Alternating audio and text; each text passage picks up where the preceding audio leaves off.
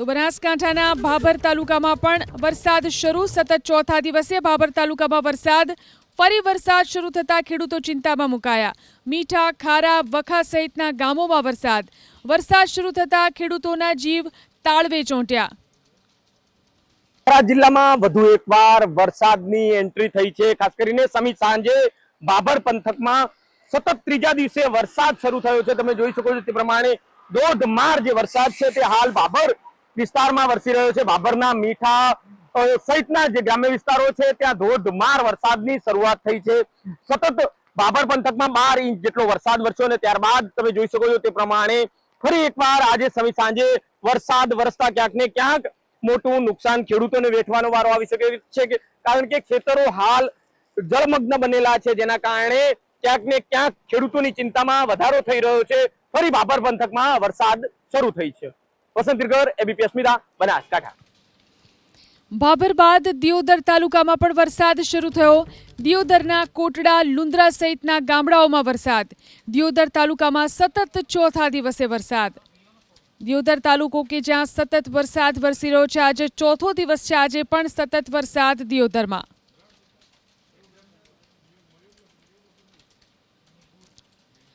તો બનાસકાંઠામાં જે રીતે વરસાદ વરસી રહ્યો છે, ભાભરના ખારા અને મીઠા ગામના ખેતરો બેટમાં ફેરવાયા. ધોધમાર વરસાદથી 100 થી વધુ ખેતરો પાણીમાં ગરકાવ થયા. 3 થી 4 કિલોમીટર સુધીના ખેતરોમાં ઘૂંટણસમા પાણી. મગફળી, જુવાર, ઘાસચારો પાણીમાં ગરકાવ થયો. ખાતર, બિયારણ અને ડીઝલનો ખર્ચ પણ માથે પડ્યો. નુકસાનીનો સર્વે કરી તાત્કાલિક સહાયની ખેડૂતોની માંગ. વાવથરા જિલ્લામાં ભારે વરસાદ અને ભારે વરસાદ બાદ તારાજીના દ્રશ્યો છે. અનેક ખેડૂતોના જે ખેતી પાકો છે તેને ભારે નુકસાન થયું છે. દ્રશ્ય બતાવવાની કોશિશ કરીશ. દિયોદર અને ભાભર વિસ્તારના દ્રશ્યો છે, જ્યાં કેડ સમા પાણી ખેતરોમાં ભરાયા છે. ખેતરો બેટમાં ફેરવાયા છે. તમે જોઈ શકો છો તે પ્રમાણે હાલ તમામે જગ્યાએ માત્ર પાણી અને પાણી જ દેખાઈ રહ્યું છે. મગફળી સહિતના જે ખેતી પાકો છે તેનું વાવેતર કર્યું હતું, પણ તમામ પાક છે તે પાણીમાં ગરકાવ થયો છે. તમે જોઈ શકો છો તે પ્રમાણે આ ભાભરના ખારા ગામના દ્રશ્યો છે, જ્યાં 100 એકર જેટલી જમીન હાલ પાણીમાં જોવા મળી રહી છે. જો કે ભારે વરસાદ એટલે કે 12 ઇંચથી વધુ વરસાદ આ વિસ્તારમાં ખાબક્યો હતો, જેના કારણે ખેડૂતોને મોટું નુકસાન થયું છે. મારી સાથે અહીંના સરપંચ અશોકભાઈ છે, સીધી વાત કરવાનો પ્રયત્ન કરીશ. સરપંચ, આ વિસ્તારમાં કેવો વરસાદ વરસ્યો, કેટલું નુકસાન થયું? આ વિસ્તારમાં છેલ્લા 3 દિવસથી ખૂબ જ વરસાદ વરસ્યો છે અને નુકસાન તો તમે જોઈ શકો છો. ખેતરો બધા બેટમાં ફેરવાઈ ગયા છે. અમારા ઘરો છે એ બધા પાણીમાં છે, ગરકાવ થઈ ગયા છે. અને મગફળી, જુવાર અને એરંડા એનું વાવેતર કરેલું હતું. અમુક જગ્યાએ કપાસનું પણ વાવેતર કરેલું હતું. લગભગ 100-125 હેક્ટર જમીન હાલ પાણીમાં પડી છે. એની અંદર વાવેતર બધું થઈ ગયેલું હતું અને અંદાજિત 50 થી 60 લાખનું નુકસાન અમારા ગામ ખારાને છે. આજુબાજુનો કેટલા વિસ્તાર હજી પાણીમાં હશે? આજુબાજુના વિસ્તાર અહીંથી કરી ઠેક આ ભાભર દિયોદર હાઈવે થી કરી અને જે રેલવેની લાઈન છે અમારા ગામની અંદર પસાર થાય છે, ભાભરથી દિયોદર રેલવે લાઈન, ત્યાં સુધી આ એક જ સરખા પાણી પડેલા છે. 2-2.5 કિલોમીટર લંબાઈ અને 2.5 કિલોમીટર પહોળાઈ જેટલામાં આટલો નુકસાન છે. બિલકુલ. તો જે રીતે ભાભર વિસ્તારમાં ભારે વરસાદ પડ્યો અને ભારે વરસાદ બાદ ઠેર ઠેર તારાજીના દ્રશ્યો છે. ખાસ કરીને જે રીતે ભાભરમાં વરસાદ પડ્યો અને અનેક જે ખેતરો છે હાલ બેટમાં ફેરવાયેલા જોવા મળી રહ્યા છે. વસંત તિરગર, એબીપી અસ્મિતા, વાવથરા. વાવેતર 10 વીઘામાં કપાસ અને મગફળી અને વરસાદ તો 3 દિવસથી આવે છે. નુકસાન ઘાટોય નહીં, બધું પાણી ભરેલું, બધું ભરેલ પડ્યો. કેટલો ખર્ચો કર્યો? ખર્ચો તો ઓછો તો 50,000 નો ખરો.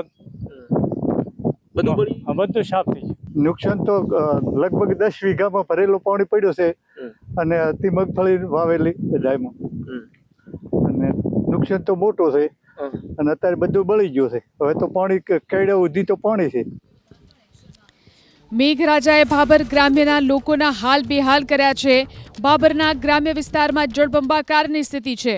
ખારા ગામના અનેક ખેતરોમાં જળભરાવની સ્થિતિ. ઘરમાં પાણી ઘૂસી જતા ખેત મજૂરોને ભારે નુકસાન. અનાજ સહિતની સામગ્રી પાણીમાં ગરકાવ થઈ. વાવથરા જિલ્લાના ભાભરમાં 12 ઇંચ જેટલો વરસાદ ખાબક્યો. ઠેર ઠેર પાણી ભરાયા છે. પહેલા દ્રશ્યો બતાવવાની કોશિશ કરીશ. ખેતરો જળબંબાકાર છે, તો અનેક જે ખેડૂતો છે તેમના જે મકાનો છે તે પણ પાણીમાં ગરકાવ છે. આ જે ખેડૂત છે તેમના ભાગ્યાનું મકાન છે, ઘાસચારો પલળીને ખાક થયો છે. તો બીજી તરફ તમે જોઈ શકો છો ખેતરો જળબંબાકાર છે. ખેતરોમાં જે રહેણાંક મકાન હતા તે પણ હાલ પાણી ભરાઈ જતા ખાસ કરીને ઘર વખરીને મોટું નુકસાન થયું છે.